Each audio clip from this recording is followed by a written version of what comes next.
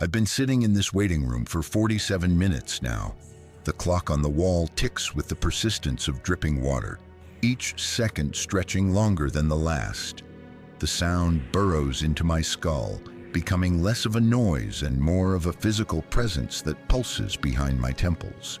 The fluorescent light above me flickers intermittently, casting shifting shadows across the worn linoleum floor. Each time the light fails, the room holds its breath for a fraction of a second, a moment of darkness that feels like falling. The pattern beneath my feet is geometric, squares within squares, fading into an endless maze that seems to pull my vision deeper with each glance. My fingers trace the rough fabric of the chair's armrest, feeling where countless others have worn the material thin, leaving behind the oil of their anxiety. The texture tells stories of fidgeting hands, of nervous scratching, of people who sat here before me and wondered the same things I'm wondering now. The receptionist's desk sits empty. A half-finished cup of coffee grows cold beside a computer screen that displays nothing but a blinking cursor. The steam stopped rising from the cup 15 minutes ago, maybe 20. Time moves differently here, like honey poured through a sieve. The coffee has developed a thin film on its surface, rainbow swirls of oil that catch the flickering light and throw it back in patterns that shouldn't exist. Next to the cup, a pen lies at an angle that suggests it was dropped mid-sentence, mid-thought, mid-existence. There's a sound coming from somewhere behind the walls, a low humming that might be ventilation, or might be something else entirely. It rises and falls with an almost breathing rhythm, making the air itself feel alive. Sometimes it stutters like a heart skipping beats, and in those pauses I can hear other things. The settling of old wood, the whisper of air through spaces that shouldn't be there, the distant echo of doors opening and closing in rooms that may not exist. The magazines on the side table are dated from last year, their pages yellowed at the edges, corners curled from humidity that shouldn't exist in a place this sterile. One magazine lies open to an article about sleep patterns, the text blurred as if someone had been reading it while crying. I try to remember why I came here. The appointment card in my pocket feels heavier than paper should, its edges sharp against my fingertips, like it's made of something more substantial than cardstock. But when I pull it out, the ink has faded to the point where I can barely make out the letters. Dr. Something. The address was clear this morning, wasn't it? I remember writing it down, remember checking it twice, remember the certainty of knowing exactly where I needed to be. Now even that seems uncertain, like trying to hold water in cupped hands. The numbers on the card seem to shift when I'm not looking directly at them, rearranging themselves into combinations that make no sense for any address in any city I know. The woman who was sitting across from me earlier, she left through the door marked authorized personnel only. I don't remember hearing it open or close.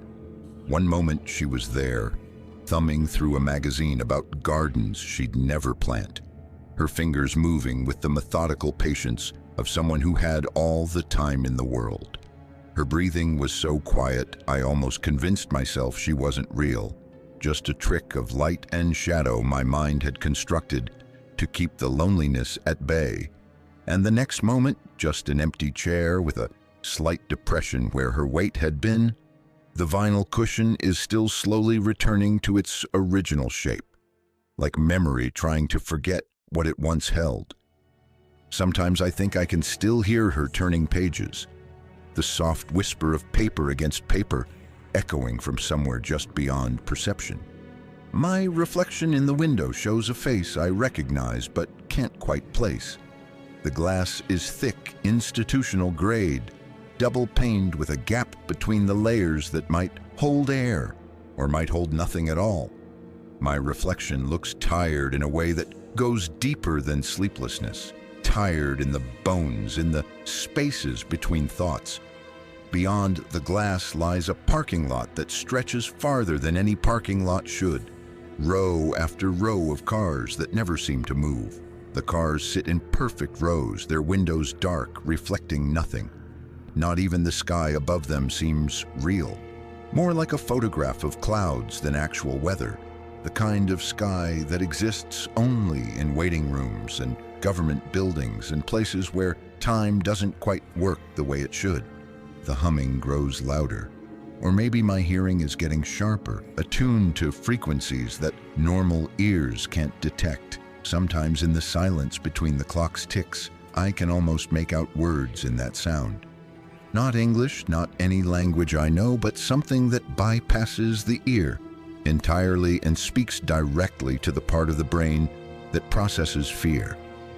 The words feel familiar, like half-remembered lyrics from a song I used to know. Back when songs still meant something and words still held their proper shapes. There's a smell here too, antiseptic mixed with something organic, something that reminds me of autumn leaves pressed between the pages of old books.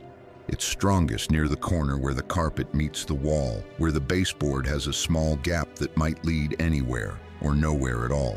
When I lean closer, the smell intensifies, becomes almost sweet, almost floral. But underneath, there's something else. Something that makes my stomach clench with recognition I can't name. It smells like forgetting, like the moment between sleeping and waking when you can't remember which world is real. I count the ceiling tiles, 43 full squares, plus the half tiles along the edges. One of them, third row from the left, has a stain that looks like a butterfly or an ink blot test. The longer I stare, the more it resembles something else entirely. Something that makes my chest tighten with recognition I can't name. The phone at the empty desk rings once, just once. Not long enough for anyone to answer. Even if someone were there to try, the sound hangs in the air like smoke, leaving behind a vibration that I feel in my teeth. In the silence that follows, I realize I haven't heard any traffic outside. No footsteps in the hallway, no voices from the other rooms. Just the ticking clock, the breathing walls, and the weight of waiting for something I can no longer remember. My watch stopped at 3:17. The second hand quivers between the 3 and 4, as if trying to move forward but held back by some invisible resistance. When I tap the crystal, the sound echoes longer than it should in a room this size. The echo comes back changed, carrying undertones that weren't there when it left. The magazines shift position when I'm not looking directly at them. Peripheral vision catches the movement, a slight rearrangement, as if someone invisible is tidying up. The one on top now shows a cover story about memories, how they form, how they fade, how sometimes they're not memories at all, but something else wearing memories' clothes. I stand up. The chair exhales a soft sigh as my weight leaves it, and for a moment I can swear it sounds almost relieved. My legs are stiff from sitting, but also from something else. A tension that starts in my bones and radiates outward like cold spreading through water. The hallway beyond the waiting room stretches in both directions, lined with doors that have no names, only numbers. Some of the numbers are missing, leaving behind cleaner rectangles on the painted wood where digits once hung.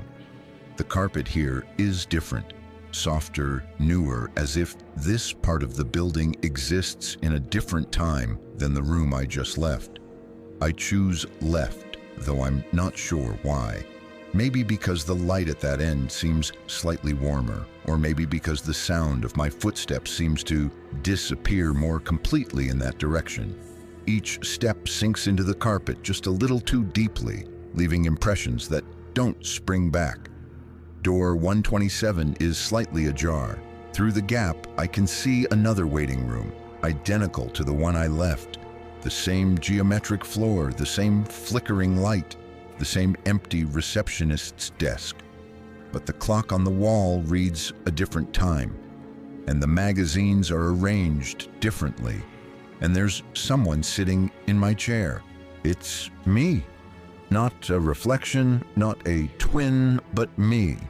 wearing the same clothes, holding the same faded appointment card, counting the same ceiling tiles with the same growing unease. The other me hasn't noticed the door, hasn't noticed me watching. He's too focused on the stain that looks like a butterfly, too absorbed in trying to remember why he's there. I close the door gently. The click of the latch echoes down the hallway, bouncing off walls that seem to stretch further with each reverberation. Behind me, I hear the sound of my own footsteps, walking across linoleum, the whisper of magazine pages turning, the soft complaint of vinyl as weight settles into a chair. The appointment card in my pocket has grown warm against my fingers. When I pull it out again, new words have appeared in the spaces where the ink had faded. Not printed words, but handwritten in script that slopes downward like water finding its level. It says simply, "You are exactly where you need to be." But I'm not sure where that is anymore, or when, or if this place exists in the same reality where clocks move forward and steam rises from coffee cups, and people remember why they came. The humming has stopped. In its absence, the silence feels heavier than sound ever could. It presses against my eardrums with the weight of everything that isn't being said, everything that isn't being remembered, everything that waits in the spaces between moments. I fold the appointment card and put it back in my pocket. Somewhere behind me, a phone rings once and stops.